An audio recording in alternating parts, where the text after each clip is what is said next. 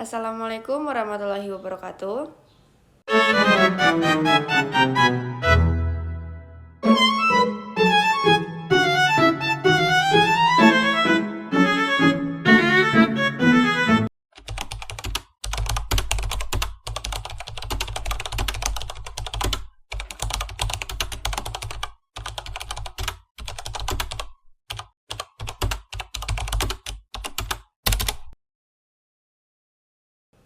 Di sini saya akan menjawab soal dan menjelaskan jawaban dari tugas perbaikan nilai mata kuliah Kimia Farmasi 1. 5. Berikut adalah contoh senyawa organik.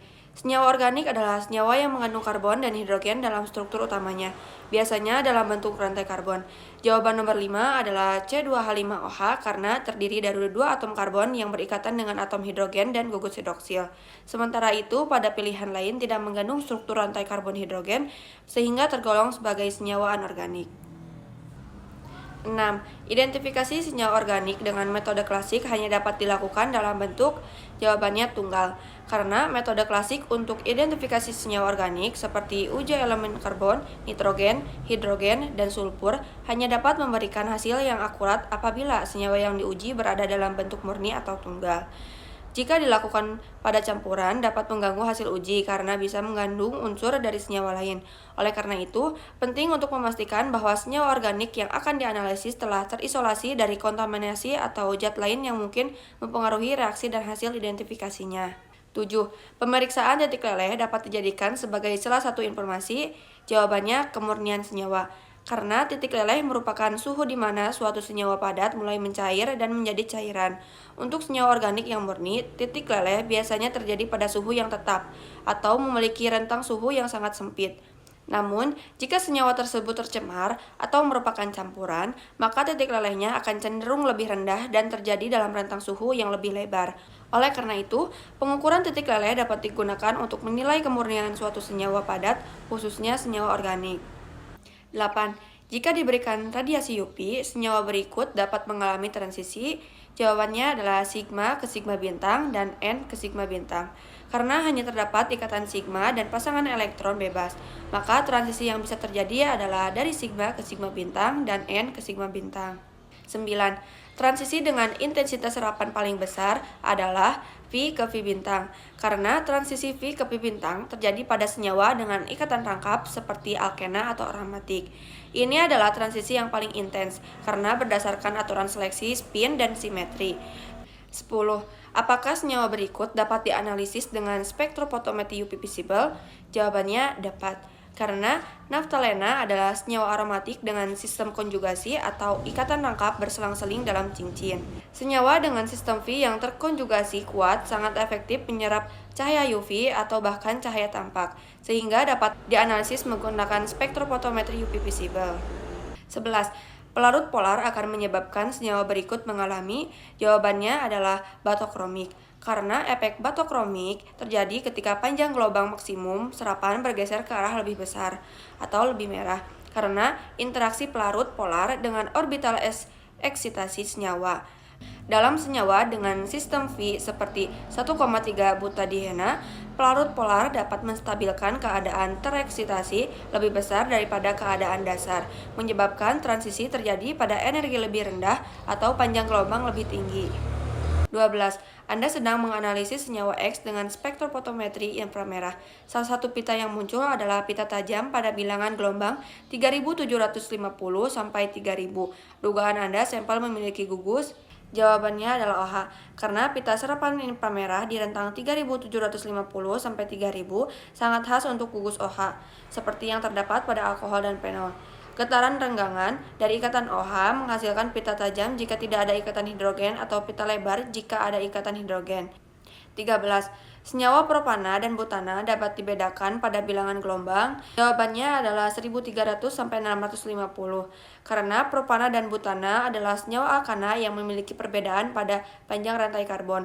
Perbedaan ini tidak terlalu tampak pada daerah serapan renggangan, tetapi sangat terlihat pada daerah sidik jari, yaitu 1300 sampai 650. Daerah ini memberikan pola serapan khas untuk masing-masing senyawa karena melibatkan keterangan lentur dan kombinasi kompleks lainnya yang unik bagi setiap struktur. 14. Pada bilangan gelombang 4000 sampai 400, Spektrofotometri inframerah dapat digunakan untuk menganalisis senyawa. Jawabannya adalah organik, karena spektrofotometri inframerah sangat umum digunakan untuk menganalisis senyawa organik, karena dapat mengidentifikasi gugus-gugus fungsi seperti OH, NH2, COOH, dan lainnya, melalui getaran ikatan yang spesifik dalam rentang 4000–400. Meskipun senyawa anorganik atau campuran juga bisa menunjukkan serapan inframerah. Teknik ini paling sering dan paling efektif digunakan untuk karakterisasi struktur senyawa organik, termasuk obat dan senyawa hasil sintesis organik. 15.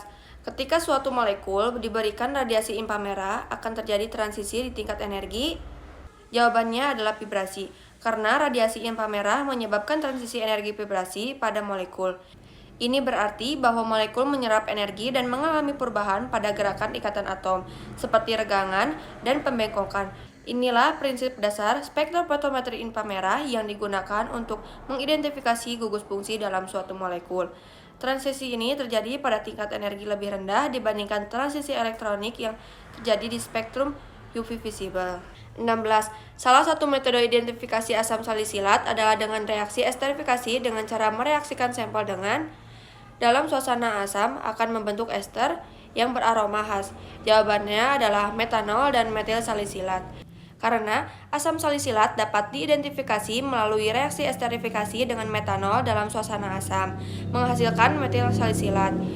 Metil salisilat dikenal sebagai oil of wintergreen yang memiliki aroma khas seperti mentol. Reaksi ini melibatkan gugus COOH dari asam salisilat dan bereaksi dengan OH dari metanol membentuk ester. 17. Suatu senyawa direaksikan dengan FeCl3 memberikan warna biru. Senyawa tersebut diduga mengandung gugus. Jawabannya adalah OH pada fenol.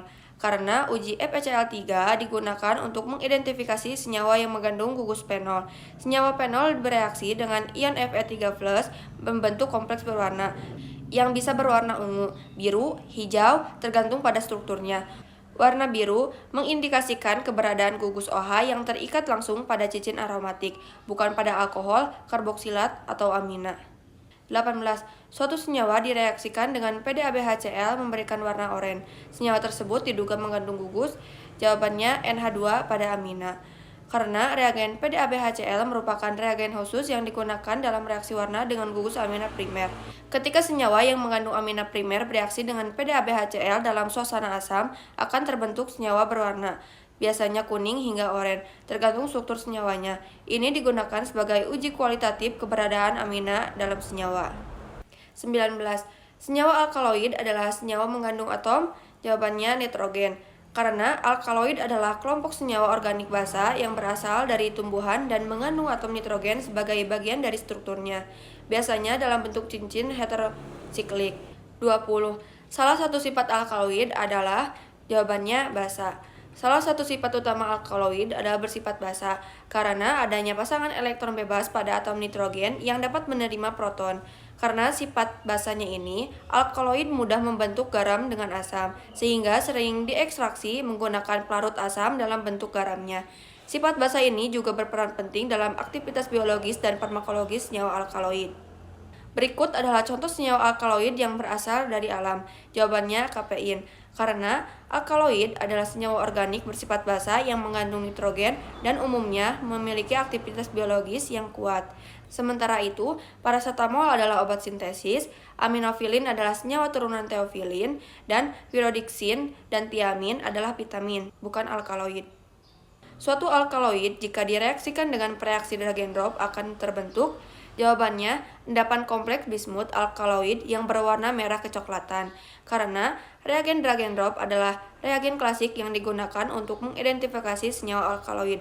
Reagen ini mengandung ion bismut yang akan membentuk kompleks dengan alkaloid dengan medium asam, menghasilkan endapan berwarna merah kecoklatan. Warna ini khas dan digunakan untuk mendeteksi keberadaan alkaloid dalam ekstrak tumbuhan atau sampel murni. Reaksi berikut merupakan reaksi golongan untuk senyawa barbital. Jawabannya Lieberman. Karena barbital adalah turunan dari asam barbiturat yang termasuk golongan sedatif hipnotik. Reaksi Lieberman merupakan salah satu reaksi warna klasik yang digunakan untuk mengidentifikasi senyawa barbiturat seperti barbital. Dalam reaksi ini, senyawa akan menghasilkan warna tertentu ketika direaksikan dengan reaksi Lieberman. yang terdiri dari asam sulfat pekat dan pereaksi lain, tergantung jenis barbituratnya. Reaksi berikut merupakan reaksi golongan untuk senyawa sulfoamida.